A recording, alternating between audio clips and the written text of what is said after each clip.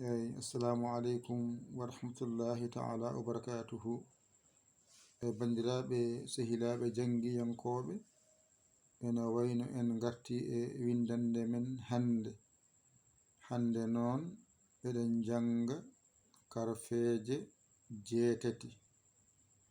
Dow nanton nayi, les nanton nayi, hawra jeetati. Ay kala ko wayni ene wiye deel. Ay o ko deel, holko serndi oɗo e oɗo mbiya toɓɓere nde. So toɓɓani ene wiye deel, so toɓɓi wiye raadeel. Ay o ko ara holko serndiɓe toɓɓere nde. So toɓɓani ne wiye ara, so toɓɓi wiye zeyyin. Ndeke noon ɗo ko deel, kala ko wayni ko deel, ɗo ko raadeel, ɗo ko ara, ɗo ko zeyyin. Kala ko wayni andu ko deel, kala ko wayni andu ko raadeel, kala ko wayni andu ko ara, kala ko wayni andu ko zeyyin. So wayni wiyete ko sinara. Ay o e o ene nandi holko serdiɓe toɓɓe ɗe. So toɓɓani sinara, so toɓɓi shintoyɗo piccuɗo.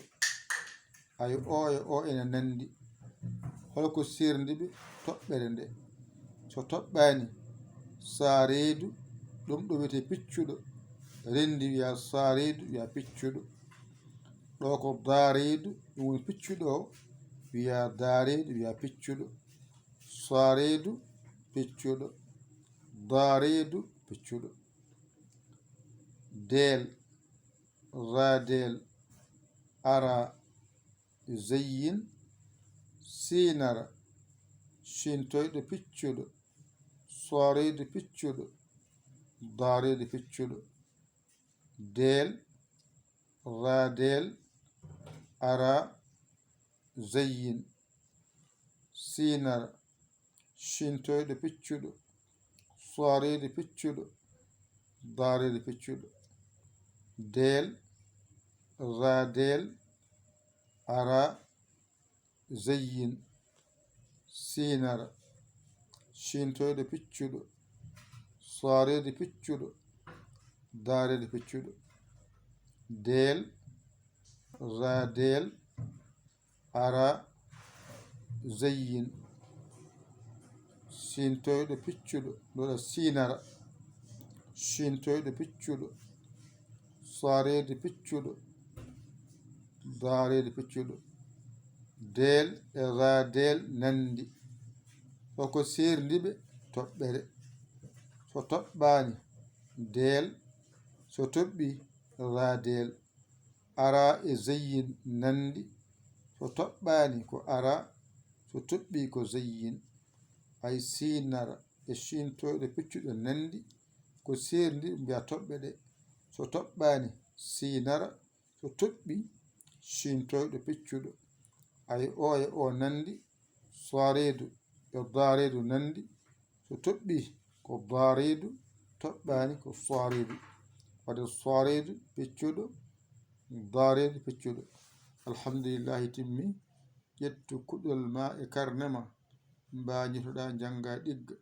A hoolaki hoorema ƴeew camorɗoma, ɗakkoɗa sara makko o walluma ha jiita lawol.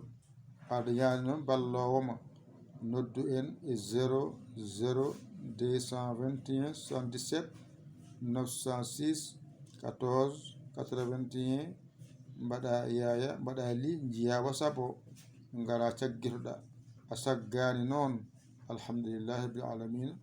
Ko musidɗo mon giɗo mon sabu Allah, Yaya li kolo Sénégal. Alhamdulillahi rabbil alamina. Windande mon ɗimmir nan ɗon.